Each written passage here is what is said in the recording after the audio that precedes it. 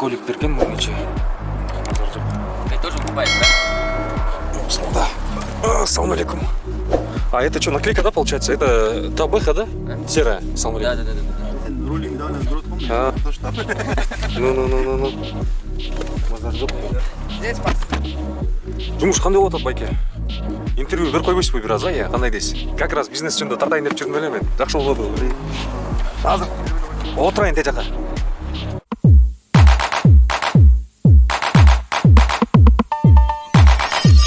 Кудай буйруса мына бизнес. Жумуш кандай болуп атат, байке? Биринчи таанышып алалы. Менин атым Жанат. Жумуш иштесе болот бекен бизнесте? Кандай болот экен жумуш? Бизнесте болот, иштесе мен эле просто жакында эле эметтим да. Жакында эле кирдиңизби? Жакында эле азыр пока Окшош атабы байке жумуш? иштесе болот экен, тиги эме караганда комфорт плюс караганда эмерээк экен. Жакшыраак, мындай чарчабай, аккуратно. Комиссиясы бөлүнүп 30%. 30% бекен. Плюс парк 33 болуп кетти ошондон.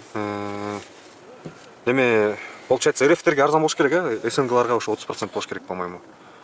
Жок, 30%. Если самозанятый болсоң, ошо. Эме болосуң да, бирок самозанятый болуш үчүн азыр кыргыздардын паспортун болбойт экен, андайчы. Только РФтерге. Жолдору бар экен, өзүм братаным иштейт да, бизнестечи, ошол өткөндө жумуштар менен жакып кетем деген айтып жүрөм машинасына. А так мындай берилип иштей элекмин, бир жолу иштедим, 8-9. 10 саатта иштедим ушек, по-моему. 14-15 миң болуптур, анын комиссиясынан чыгарып алам. Бирок бул машинанын арендасы ушундай эле болуп, 5 миң сом. Арендасы 5 миңби бунун?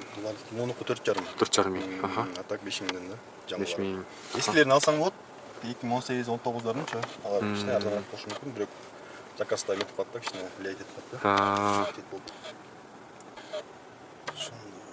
Ошондо мисалы 15 миң иштеш үчүн канча заказ кылыш керек экен?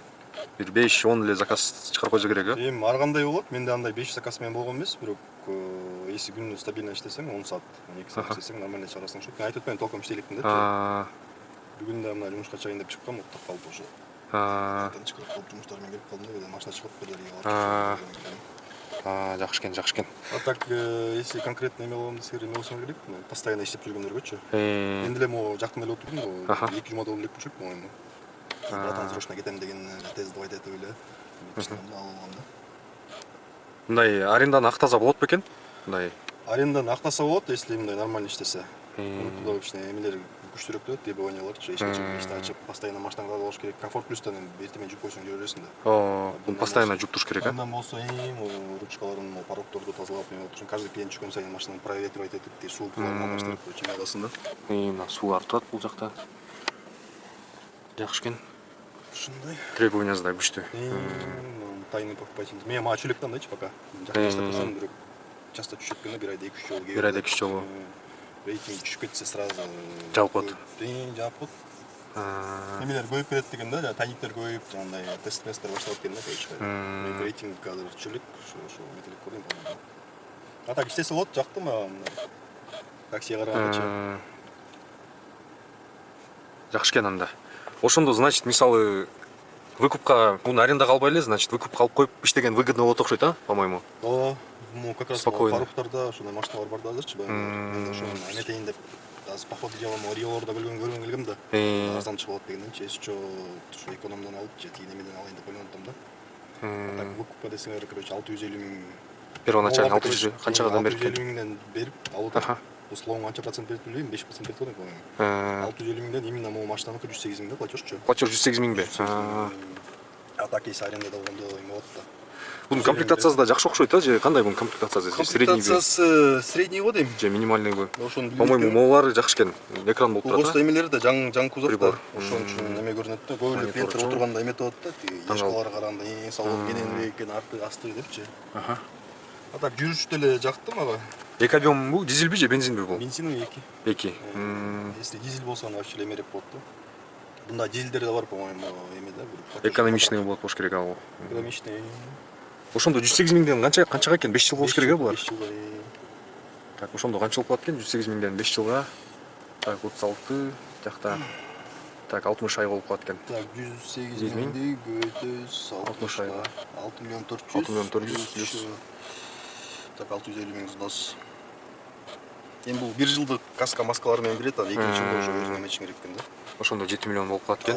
108 миңди 30га өлгөндө делечи ана жактан 3600 айланып атат, камерлерде 3200-3300 айдап жүрүшпөй. Мындан эми самозанятый болуп, мындай деле иштесең болот. Кандай милдетинчи? Күнүнө 15 000 болуп, кече күнүнө 15 000 кылсаң, 10 айда эле 400 000 чыгып койсуң. 400 000 болгон деле. Ой, 400 000 болгон, 4,5 миллион бир жылда. 10 айда. 10 айда. Ошондо 2 жылда эле актап койсоң болот экен, а? Тырышып иштеп койсоң. Бир ноосу бар, эмелери бар да. Блокировать этип койсо, көп эмелер болот экен, случайлар, что машина алып, если блокко түшүп калсаң, мындан чыгыш кыйыныраак да кичинечи.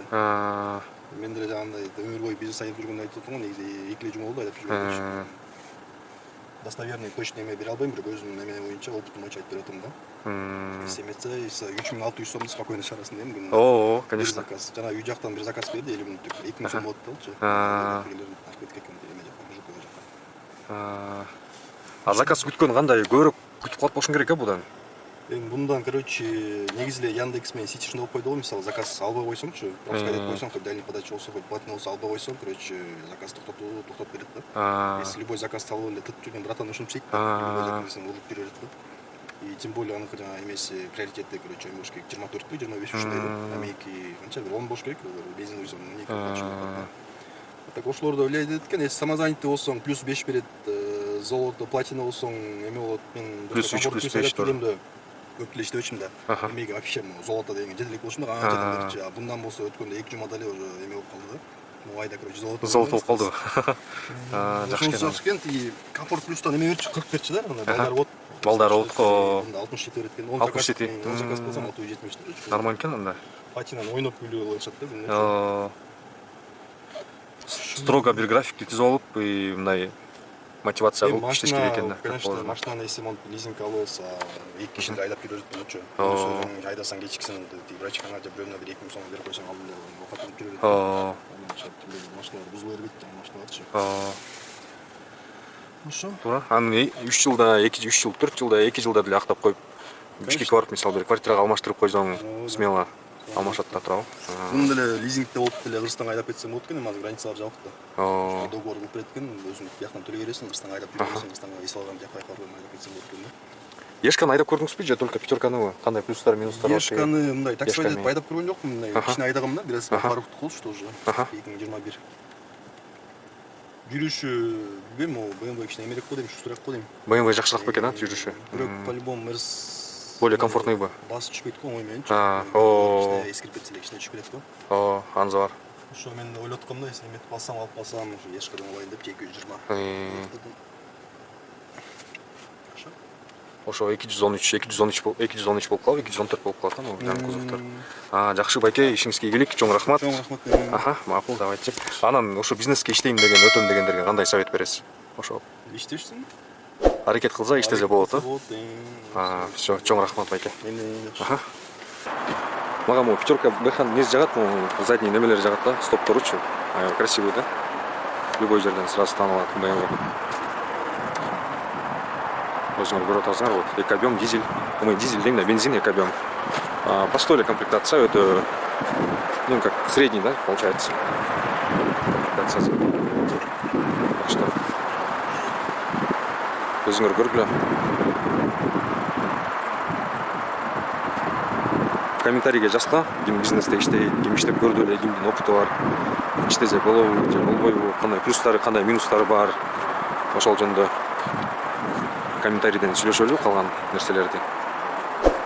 Бул видеону көргөнүңөргө чоң рахмат. Видео жакса лайк басып, комментарий калтырып койгула, сөзсүз обязательно.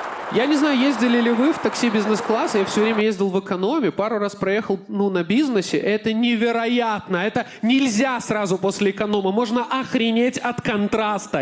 Я сел в машину, водитель такой, комфортная ли температура в салоне, у вас есть пожелания по маршруту, ваша мать вас не обижала? Хотите поговорим? Ну, я подумал, меня трахать везут, такая обходительность. Мы сели, и водитель такой, если что, есть влажные салфетки. Я говорю, я понял. В душ заехать не получится. Окей. И когда мы приехали, водитель вышел из машины, обошел ее, подошел ко мне и открыл мне дверь. Я испугался. Я всю жизнь езжу в экономе. Просто в экономе водитель не открывает дверь, он даже не смотрит, как ты садишься.